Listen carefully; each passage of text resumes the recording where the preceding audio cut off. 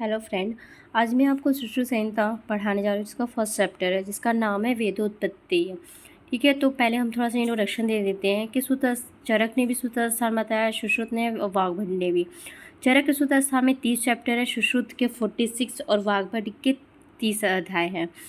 और सुश्रुत के first chapter का नाम है वेदोत्पत्ति, चरक के फर्स्ट चैप्टर का नाम है दीर्घज्योति और वाग्भट के आयुष कामनी। ठीक है, तो आगे आते हैं। तो एक लाइन यहाँ पे आप देख सकते हैं कि ब्रह्मा स्मृति आयुषो देवम, ब्रह्मा ने आयुर्वेद का स्मरण किया और वेदों को औषधेय माना गया। अब सबसे प्राचीन वेद जो है, सबसे पहले जो माना गया वो ऋग्वेद माना गया है। संसार के सबसे प्रथम और प्राचीन वेद कौन सा है? ऋग्वेद माना गया है। यहाँ पे आप देख सकते हैं धनु का मतलब शल्य बताया गया है। सुश्रुत जैसे चरक के शिष्य 6 बताए गए, ऐसे सुश्रुत के भी शिष्य, उनका नाम आप ऐसे याद कर सकते हैं ऑप्स केजी। ऑप्स केजी मतलब एक औपधेनव, अरब, पी से पौष कलावत, एस से शिशु, के से करबी, वी से वैत्र, गौ से गोपोरक्ष। ठीक है, ये शिष्यों के नाम है। ठीक है, और काशीराज जीवोदास धन्वंतरी को ही कहा जाता है। ठीक है, कुछ बेसिक चीज़ें मैं आपको बता दूँ, जैसे व्याधि कितने प्रकार को, सारंगा ने 4 प्रकार की व्याधि बताई है। यहाँ पे आप शाखा से याद कर सकते हैं, स्वाभाविक, आगंतुक, काय, अंतरा। वहीं चरक ने आपको नाम से याद कीजिएगा।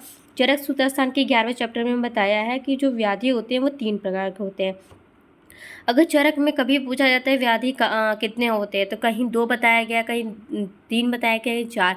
जहाँ पर होगा चरक सूत्र चैप्टर नहीं याद आ रहा मुझे, बट कभी भी पूछा जाएगा तो आप हमेशा चरक सूत्र के 11वें स्थान में जो अष्टत्रिक बताया गया है वहाँ पे बताया गया कि जो व्याधि होती है वो 3 प्रकार की हो। आप ऑप्शन वहीं से टिक करेंगे कि व्याधियाँ 3 प्रकार की होती है।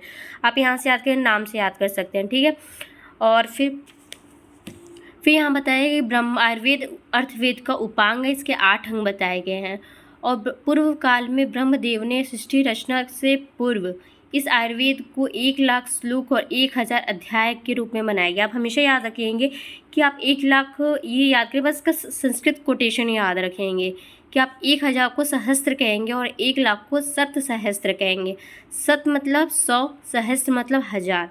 ठीक है, फिर चरक और हस्त आयुर्वेद ने आयुर्वेद को अथर्ववेद का उपांग माना है, और व्यास, चरण, व्यू और शंकरोक्त व्याधि आयुर्वेद ने ऋग्वेद को उपवेद माना है। ठीक है, आप याद रखेंगे चरक ने हस्त आयुर्वेद अर्थवेद का उपांग माना है। जैसे मैंने आपको पहले मैं बता चुकी हूँ, तो आप पहले थोड़ा सा रिमाइंड कीजिए उन्हीं बातों को कि पहले पेज में मैंने बताया कि संसार का सबसे पुराना वेद माना गया है ऋग्वेद, और आयुर्वेद अर्थवेद का उपांग। तो किसने आयुर्वेद को अर्थवेद का उपांग माना है और किसने ऋग्वेद का उपवेद माना गया है? तो चरक हस्त आयुर्वेद ने आयुर्वेद को अथर्वेद का उपांग माना है, जबकि व्यास, कृत और शंकरोक्त ने ऋग्वेद का उपवेद माना गया है। तो इस बात का ध्यान देंगे।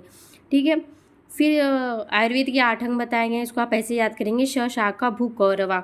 ठीक है, श शाखा भू कौरवा से याद करेंगे क्योंकि अष्टांग आयुर्वेद में भी बताया गया है, इसके 8 अंग होते हैं। ठीक है, अब याद शल्य, शालक्य, काय, भूत, मतलब कौमारभृत्य, अगततंत्र, रसायन, बाजीकरण। वहीं चरक ने अगततंत्र को विषगर वैरोधिक प्रश्न कहा है, ध्यान देंगे। ठीक है, और फिर ये बेसिक डिफिनेशन आप बताए गए हैं, आप पढ़ लेंगे। ठीक है, आप ये याद रखिएगा रसायन का डिफिनेशन, क्योंकि रसायन का डिफिनेशन से क्वेश्चन आते हैं।